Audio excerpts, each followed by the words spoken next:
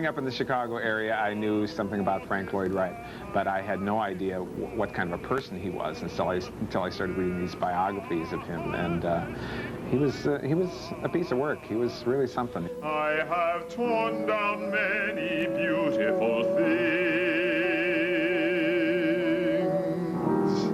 Chicago Opera Theater decided to produce Shining Brow, which is an opera about the life of Frank Lloyd Wright. I think what it really is a very honest portrayal of a hugely fascinating and complex person. And he did some incredible things, obviously, from an architectural standpoint.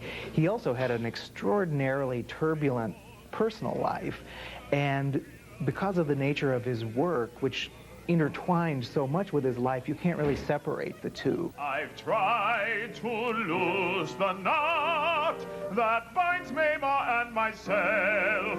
I'm consumed by guilt. It's the story of Frank Lloyd Wright, a period in his life between 1903 and 1914. It's the period during which he fell in love with one of his clients, Mama Cheney. He left his wife and 6 children in Oak Park for a married woman, and caused quite a bit of scandal. And it concerns his relationship with Louis Sullivan, who was his mentor at one point, but who fired him. And it is also the point at which his mistress, Mama, was murdered, as were several house guests at Taliesin. It works on so many levels.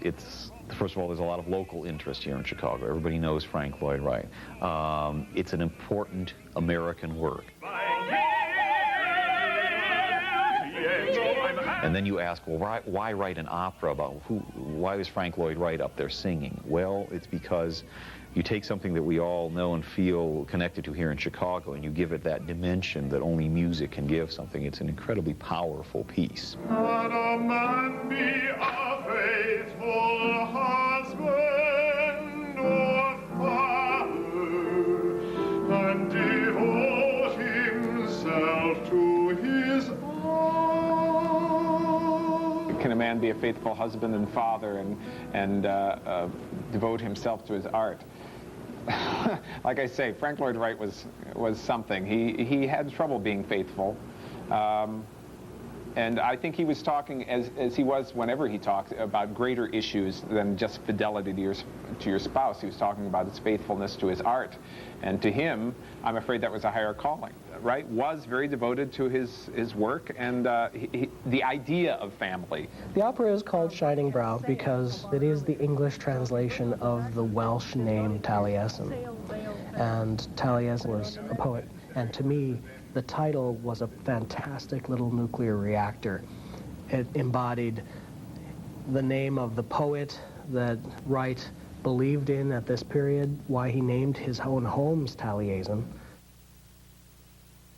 In order to prepare for the composing of this piece, I read as much as I could find on Frank Lloyd Wright. After a period of about a year reading, Paul Muldoon, my librettist, and I got together and compared notes. Kind of the chronological, event thing in the piece is not so accurate, but that's okay. It makes for really wonderful drama. And basically, from all reports, the relationships are very accurate. And we don't attempt to answer any questions about why Frank Lloyd Wright might be the way that he is or why his art was the way that it was.